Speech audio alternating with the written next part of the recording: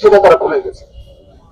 মুখ্যতা এবং এবং অন্ধত্ব এবং মিথ্যাচারের আশ্রয় নিয়ে তারা যে কাজগুলো করেছে সেটা সম্পূর্ণভাবে সংবিধান লঙ্ঘন করেছে, আইনের লঙ্ঘন করেছে, জাতীয় আন্তর্জাতিক যে পেশাগত উৎকর্ষের কথা তারা বলে থাকেন, যে প্রশিক্ষণ তারা পেয়েছে সেগুলোকে পদদলিত করেছে, সেটা পদদলিত করে আমাদেরকে প্রতারণা করার চেষ্টা করেছে। কিন্তু তারা ভুলে গেছে তাদের মানদণ্ডে দেশবাসীকে বিচার করার কোনো সুযোগ নেই।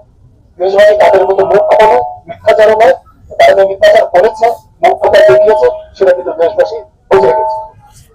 এবং আমি যেটা বলবো, এটা তারা করতে পেরেছে এই কারণে যে তাদের মধ্যে একটা ধারণা সৃষ্টি হয়ে গেছে।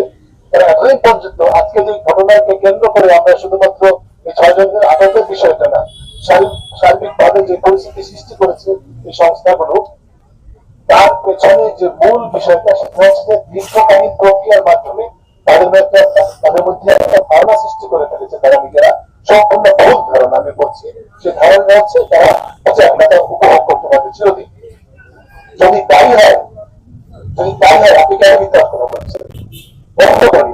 আপনি বলেন আমি নির্বাচনে গুলি করেছি, রংপুরে ছাত্রকে হত্যা করেছি, আমি নির্বাচনে আটক করে রেখেছি 6 জন সমন্বয়ককে, আমি নির্বিচারে সারা দেশের অসংখ্য মানুষকে, শিক্ষার্থী সহ শিক্ষকদেরকে সব বিচারে অন্যায় করছি, অধিকার হরণ করছি, মানুষের বাক স্বাধীনতা হরণ করছি, মানুষের ছাত্রদের সম্পূর্ণ যৌক্তিক, সম্পূর্ণ নৈতিকভাবে নৈতিকতার দৃঢ়তার বলিয়া যে দাবি, সেই দাবিকে যেটা সরকারও ঘোষণা করেছে তারা সমর্থন করে, সেই দাবি আন্দোলনে নির্বিচারে আমরা অত্যাচার করি, তারা অত্যাচার করেছে।